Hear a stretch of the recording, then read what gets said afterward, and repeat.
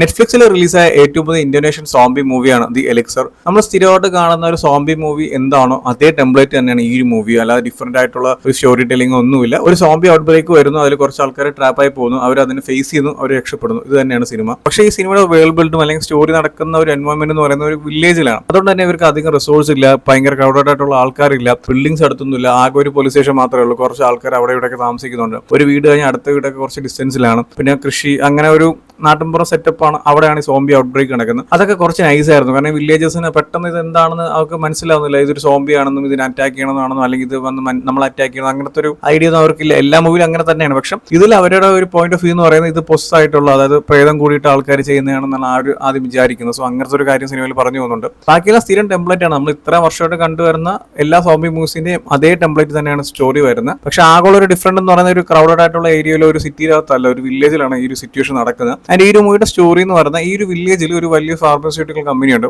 അവിടെ ഒരു പുതിയൊരു മരുന്ന് കണ്ടുപിടിക്കും. ആ മരുന്ന് അവിടെ ടെസ്റ്റ് ചെയ്യുന്ന അവിടെ CEO ആണ്. സോ അവിടെ നിന്നാണ് ഈ ഔട്ട് ബ്രേക്ക് സ്റ്റാർട്ട് ആവുന്നത്. പിന്നീട് ആ ഒരു ഔട്ട് ബ്രേക്ക് വരുന്നതും ആ വില്ലേജസ് ഫേസ് ചെയ്യുന്നതും അവിടെ നിന്ന് രക്ഷപ്പെടുന്നതാണ് സിനിമ സംസാരിക്കുന്നത്. ആൻഡ് ഈ ഒരു മൂവിയുടെ സ്റ്റോറി ലീഡ് ചെയ്ത് കൊണ്ടുവരുന്ന രണ്ട് ഫീമെയിൽ ക്യാരക്ടേഴ്സ് ആണ്. ഈ ഒരു ഔട്ട് ബ്രേക്ക് ടൈമിൽ ആ രണ്ട് ലേഡീസ് ഫേസ് ചെയ്യുന്ന സിറ്റുവേഷൻ ആണ് സിനിമയുടെ ഒരു വൺ ഓഫ് ദ ഹൈലൈറ്റ് എന്ന് വേണമെങ്കിൽ പറയാം. കാരണം ഒരു ഫീമെയിൽ ക്യാരക്ടേഴ്സ് ആയതുകൊണ്ട് തന്നെ അവർക്ക് ഭയങ്കര രീതിയിലുള്ള അറ്റാക്കിങ് അല്ലെങ്കിൽ സോംബി വന്ന മറ്റേ ഹെഡ് ഷോട്ട് ചെയ്യണമെന്നോ അല്ലെങ്കിൽ അതിനെ അറ്റാക്ക് ചെയ്യണമെന്നോ അത് നമ്മളെ കടിച്ച് നമ്മളും സോംബി ആവുന്നൊന്നും അറിയത്തില്ല. അവർ അതിൽ നിന്ന് പേടിച്ച് ഓടുന്നത് മാത്രമേ ചെയ്യുന്നുള്ളൂ. കാരണം അവരൊരു സിറ്റുവേഷൻ നിൽക്കുകയാണ്.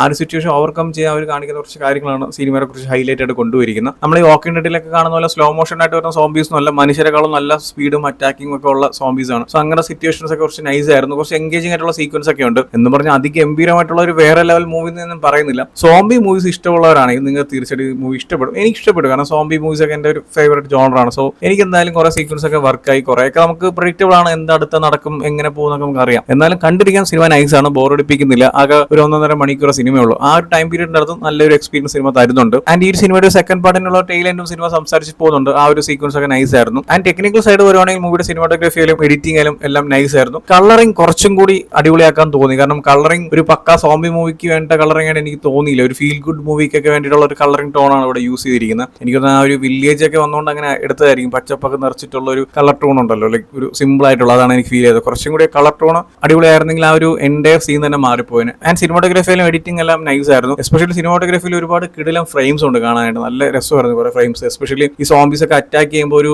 ടോപ്പ് ആംഗിൾ ഫ്രെയിം ഉണ്ട്, അത് നൈസ് ആയിരുന്നു. പല ഏരിയാസിൽ അത് വരുന്നുണ്ട്. ഇതൊരു വില്ലേജ് ആണ്, അതുകൊണ്ട് തന്നെ 4-way റോഡ്സ് ഒന്നുമില്ല. ആകെ ഒരു സിംഗിൾ റോഡാണ്. ചുറ്റും കൃഷിയും കാര്യങ്ങളൊക്കെയാണ് നടക്കുന്നത്. അങ്ങനത്തെ കുറെ സീനറി ഒക്കെ ഉള്ള ഒരു നാടാണ്. സോ അവിടെയാണ് ഈ ഒരു ഔട്ട് ബ്രേക്ക് വരുന്നത്. ആ ഒരു എക്സിക്യൂഷൻ നൈസ് ആയിരുന്നു. സോ എന്തായാലും കണ്ടു നോക്കുക. നമ്മൾ സ്ഥിരമായിട്ട് കാണുന്ന ഒരു സോംബി മൂവി ടെംപ്ലേറ്റിൽ വന്ന അതേ സ്റ്റോറി ടെല്ലിംഗ് തന്നെയാണ്, അല്ലാതെ ഡിഫറെന്റ് ആയിട്ട് വലിയ കാര്യങ്ങളൊന്നും സിനിമയില്ല. സോ എന്തായാലും കണ്ടിരിക്കാൻ പറ്റിയ ഒരു നൈസ് എക്സ്പീരിയൻസ് ആയിരുന്ന മൂവിയാണ്. സോ എന്തായാലും ചെക്ക് ചെയ്ത് നോക്കുക. ഓൾറെഡി ഈ ഒരു മൂവി കണ്ടവരാണെങ്കിൽ നിങ്ങളുടെ ഒപ്പീനിയൻസ് എന്ന് വെച്ചാൽ കമന്റ് ചെയ്യൂ. വീഡിയോ ഇഷ്ടപ്പെട്ടാൽ ലൈക്ക് ചെയ്യൂ, ഷെയർ ചെയ്യൂ. ഇതുപോലത്തെ കൂടുതൽ വീഡിയോസിനായി ചാനൽ സബ്സ്ക്രൈബ് ചെയ്യൂ. Thank you so much.